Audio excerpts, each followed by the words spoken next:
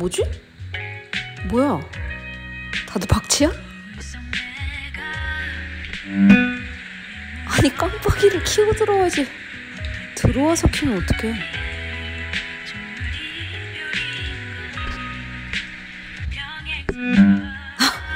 어이탱이 없네.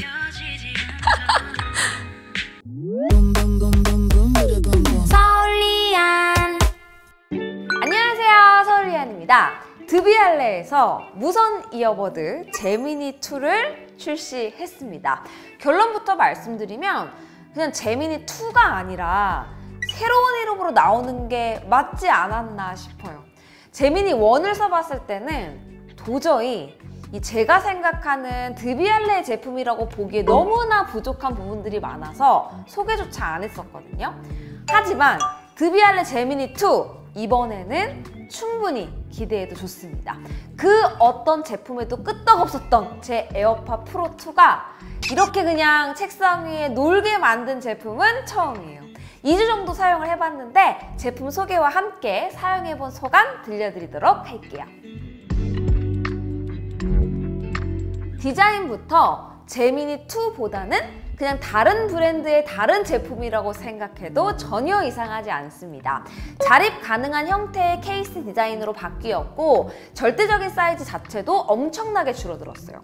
에어팟 프로2와 나란히 놓고 보면 높이는 더 작고 가로 길이는 조금 더 긴 정도고요. 소니 WF-1000X 마크5와 비교하면 전체적인 볼륨 사이즈는 비슷하게 느껴지는 정도로 작아졌습니다. 디자인으로만 보면 확실히 비싼 티가 팍팍 나죠? 플래그십 무선 이어버드들도 케이스는 소재를 통일하고 깔끔하게만 만드는 것이 일반적인데요. 과감하게 포인트 소재를 사용하고 거기에 음각으로 마감한 브랜딩, 여기에 상하단 플라스틱 케이스 부분에는 패턴까지 넣었는데도 전체적인 완성도와 마감이 아주 훌륭합니다. 케이스 디자인에 대한 이야기를 더 해보면 저는 자립되는 방식을 더 선호해요. 이 중에서도 소니의 케이스 디자인 방식을 가장 선호합니다.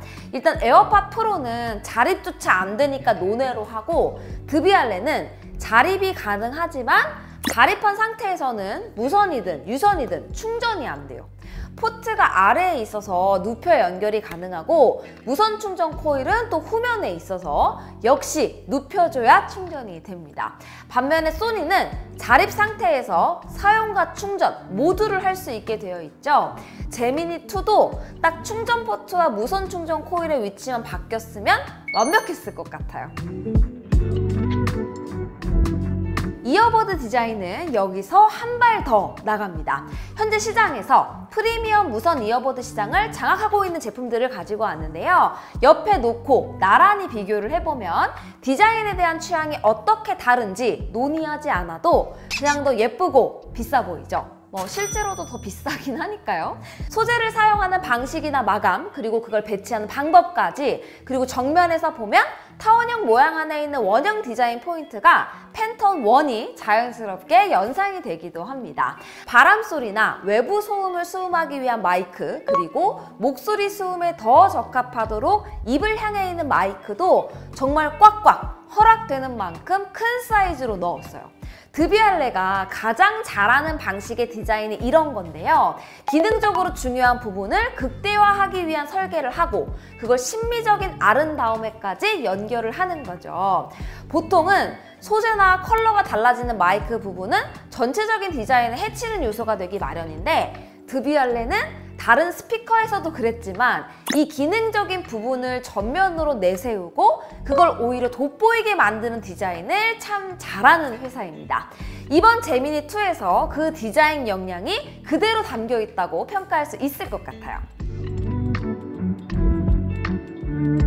제미니 첫 번째 모델이 시장에 나오고 나서 당시에 드비알레는 무선 이어폰은 못 만드는 회사라는 평가가 일반적이었습니다. 아니, 말도 안 되는 스펙의 스피커를 만들면서 이어폰을 이렇게 만든다고? 제미니2를 써보면서 제미니 첫 번째 모델은 ODM이나 OEM을 준 건가 싶을 정도로 현재 시장에서 프리미엄 액티브 노이즈 캔슬링 이어버드에 요구하는 모든 조건을 만족하고 있어요. 블루투스 5.2 멀티포인트 2개를 지원합니다. 그래서 저는 아이폰과 맥에 연결을 해두고 맥으로 일하면서 자연스럽게 아이폰으로 전화도 받고 하면서 편하게 잘 썼고요. 조작은 터치 센서를 통해서 하는데 반응도 빠르고 위치도 직관적으로 실수 없이 터치하기 좋아서 편했습니다. 한 번 탭, 두 번 탭, 길게 누르기 정도의 옵션이 있는데 볼륨 컨트롤은 할당이 안 돼요. 음악을 위주로 들을 때는 딱히 아쉽지 않은 부분이지만 유튜브를 자주 보는 분들에게는 컨텐츠마다 볼륨 세팅이 다르기 때문에 바로바로 볼륨 조절이 필요할 수도 있어서 아쉬운 부분일 수 있습니다. 방수는 IPX4로 일반적인 물 튀는 정도, 땀 흘리는 정도에서는 상관이 없는 수준이고 재생시간은 이어버드 자체로 5시간, 그리고 케이스까지 사용해서 최대 22시간으로 다른 제품 대비 한두 시간 짧은 편입니다. 지원하는 코덱은 aptX, AAC, SBC를 지원하고 USB-C 유선 충전에 당연히 무선 충전도 지원해요. 자, 그러면 본격적으로 전반적인 듣는 경험에 대한 이야기를 해보도록 할게요. 일단 제품 내부에 기본으로 4개의 이어팁이 포함이 되어 있으니까 본인에게 맞는 팁을 고르는 과정은 꼭 거쳐야 합니다. 본인에게 편하면서 적정 수준의 패시브 차음성을 제공하는 옵션을 고르면 되는데요. 저는 제일 큰 L 사이즈부터 1시간 정도 착용을 해보고 불편하면 하나 낮추고 또 하나 낮추고 이런 식으로 찾아요. 불편하지 않다면 차음성은 높은 것이 좋기 때문에 저는 이 방향으로 찾는 것이 좋았습니다. 제미니2는 10mm 사이즈의 티타늄 코팅된 드라이버를 사용합니다. 사이즈부터도 어마무시하게 큰데요. 음압 20dB, SPL, 주파수 응답 5에서 2만 Hz라고 하는데 솔직히 믿기 어려운 스펙이기는 해요. 소니의 경우에는 주파수 응답 범위가 20에서 2만 Hz거든요. 보통 20Hz대의 소리만 돼도 이건 소리가 아니라 그냥 뭔가 있다는 느낌적인 느낌이지 이게 소리라고 인지되는 영역은 아닙니다. 그런데 5Hz라니. 물론 꼭 재생이 가능한 영역이 넓다고 더 좋은 스피커나 이어폰이라고 할 수는 없지만 가청 주파수를 넘는 표현이 가능한 체급이라는 점, 그리고 거기서 나오는 가청 주파수의 표현력은 더 좋겠다고 생각할 수 있겠죠? 제가 듣는 경험에 있어서 함께 이야기하고 싶은 점은 딱 3가지입니다. 첫 번째는 음악 감상에 있어서 음질에 대한 이야기, 두 번째, 노이즈 캔슬링과 주변음 허용 성능에 대한 이야기, 그리고 세 번째는 조금 매끄럽지 못한 UX에 대한 이야기예요. 일단 첫 번째, 음질에 대해서 이야기를 해보면 전형적인 드비알레다운 사운드라고 말할 수 있습니다. 엄청나게 강한 힘을 갖고 있는 드라이버가 저를 위해서 친절하고 상냥하게 소리를 내주는 느낌이에요. 과한 표현력에 거부감이 느껴지는 것도 아니고 그렇다고 선명하지 않냐? 그것도 아닙니다. 모든 대역의 소리들이 하나씩 겹치지 않게 잘 쌓아져서 단단하게 들려요. 음악 장르에 대한 취향은 사람마다 다르니까 제가 모두에게 가장 취향에 맞는 이어폰이다 라고 말하지는 못하겠지만 제가 들어본 이 무선 이어버드 중에서 듣고 있는 음악에 집중하는 것이 아니라 이 음악을 어떻게 표현을 하는지 음질 자체만으로도 이렇게 큰 만족감과 재미를 줬던 제품은 없었던 것 같아요. 두 번째, 노이즈 캔슬링과 주변음 허용 모드에 대한 이야기가 빠질 수가 없죠. 무선 이어버드는 우리가 혼자 있는 대다수의 시간 동안 함께 해야 되잖아요. 상황에 따라서 노이즈 캔슬링과 주변음 허용이 얼마나 자연스럽게 전환되는지가 중요합니다. 제가 바로 이 부분에서 에어팟 프로를 완전히 제껴두고 제미니2를 써도 되겠구나 싶었어요. 지금까지 그 어떤 이어폰을 평가하면서도 애플의 주변음 허용 모드의 높은 벽을 넘을 수는 없다고 생각을 했었는데 제미니2는 처음으로 애플과 견주어도 전혀 떨어지지 않습니다. 애플은 주변음 허용 모드에서 주변 소리를 조금 증폭시키는 편인데요. 제미니는 그냥 이어폰이 없을 때 들리는 정도로 표현을 해줘요. 더 자연스러운 건 맞는데 주변음 허용이라는 의도를 생각하면 애플처럼 증폭시키는 게 맞는 것 같기도 하고 또 반대로 진짜 귀에 아무것도 없는 것처럼 들리는 편이 자연스러워서 더 좋은 것 같기도 하고 뭐 그랬습니다. 그만큼 주변음 허용 모드가 화이트 노이즈 없이 정말로 깨끗하고 자연스러웠어요. 노이즈 캔슬링 자체의 성능은 에어팟과 비교를 했을 때 명확하게 차이가 느껴지는 정도는 아니었는데요. 저는 오히려 노이즈 캔슬링 모드로 전환될 때 압박감이 느껴지지가 않아서 더 좋았습니다. 원래 노캔인지 주변은 허용 모드인지는 약간 그 귀 속의 압박감 때문에 소리보다 먼저 알게 되잖아요. 도대체 무슨 짓을 해놓은 건지 드비얼레는 두 모드 간의 차이가 거의 없어서 주변 소리가 없는 공간에서는 모드가 뭔지 헷갈리는 경우도 있었습니다. 마지막으로 음질에 대한 부분은 아닌데요. 음악을 들으면서 자주 경험하게 되는 노캔 모드와 주변은 허용 모드를 전환할 때 좀 매끄럽지 못한 UX에 대한 이야기를 해야 할 것 같습니다.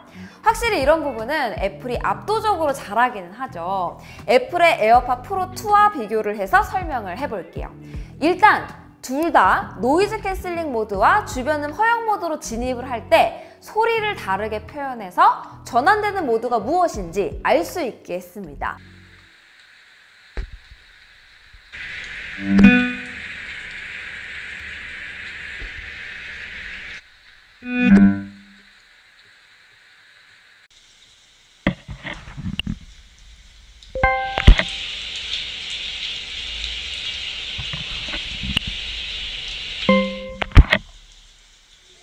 문제는 타이밍인데요. 에어팟 프로 2는 노캔 중에 스템을 꾹 누르면 먼저 전환 사운드가 들리고 주변음 허용 모드로 전환이 됩니다.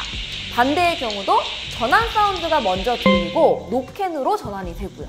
그런데 제미니 2는 길게 터치를 하면 일단 전환이 돼요. 그리고 나서 전환 사운드가 들립니다. 반대도 마찬가지예요.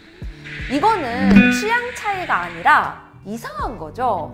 일단 내가 한 조작에 대한 반응을 소리로 알려주고 다음에 모드 전환을 하는 것이 자연스럽잖아요. 이게 반대로 되다 보니까 불필요하게 터치도 더 오랜 시간 동안 소리가 날 때까지 하게 됩니다. 차선을 변경하려면 깜빡이를 먼저 넣고 그 다음에 바꾸는 게 맞잖아요. 일단 차선을 먼저 바꾸고 나서 깜빡이를 켜는 건 선 넘은 거죠. 이건 소프트웨어 업데이트로 수정이 좀 필요하지 않을까 싶어요. 그리고 지금부터는 욕심이라고도 볼 수 있는데 드비알레에서 애플 수준의 정교한 UX를 구현하고자 한다면 이걸 조금 더 디테일하게 볼 필요가 있습니다. 사실 애플의 전환 그래프는 이런 모습이 아니라 이렇게 모두가 전환되는 시간 차이가 있어요. 노이즈 캔슬링 상태에서 스템을 꾹 누르면 일단 소리로 먼저 반응을 하고 주변음이 한 번에 커지는 게 아니라 슥 하고 점점 커지면서 들려요.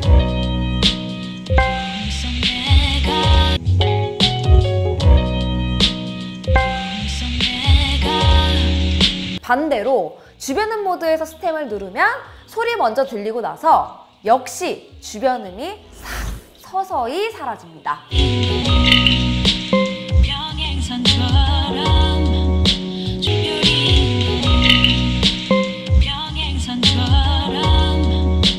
짧은 순간이지만 이 차이가 지금의 애플을 만든 것이기도 하죠.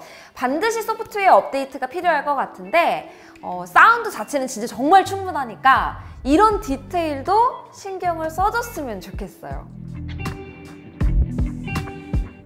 제품에 대한 만족도가 크다 보니까 또 그만큼 욕심이 생겨서 아쉬운 점도 많이 이야기하게 됐는데요. 출고가로 보면 에어팟 프로와 소니가 35만 9천 원으로 동일하고 제미니 2가 62만 원으로 애초에 가격 차이가 상당히 크죠. 그 가격 차이가 음질을 위한 하드웨어에 충분히 반영이 되어 있고 또 일부는 고급스러운 디자인에도 쓰였겠죠. 그런 측면에서 저는 이 정도의 금액이 말이 안 된다고 생각하지는 않습니다. 듣는 즐거움에서 확실히 기존 경쟁 제품을 압도하고 있고 데일리 이어폰으로서 노캔과 주변음 허용 모드까지도 자연스럽고 성능도 뛰어납니다. 물론 절대적으로 비싸기 때문에 음질에 관심이 많은 분들이 아니라면 접근하기 어려운 가격이지만 또 반대로 시장에서 이렇게 음질로 즐거움을 줄 수 있는 제품도 존재해야겠죠. 한 번씩 꼭 청음해보기를 추천할게요. 그리고 드비알레 관계자는 이 모드 전환 시나리오 좀 다시 고민 꼭 해봐주세요. 궁금한 점 남겨주시고요. 그럼 저는 다음 영상에서 또 인사드리겠습니다. 안녕히 계세요.